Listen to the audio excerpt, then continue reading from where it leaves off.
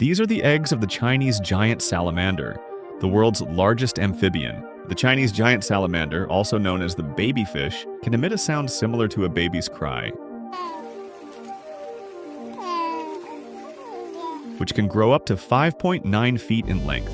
Native to China, these fascinating creatures inhabit cool, fast-flowing streams and rivers. Despite their imposing size, they pose no threat to humans and mainly feed on fish, crustaceans, and small invertebrates. Unfortunately, the Chinese giant salamander is critically endangered due to habitat destruction, pollution, and illegal hunting.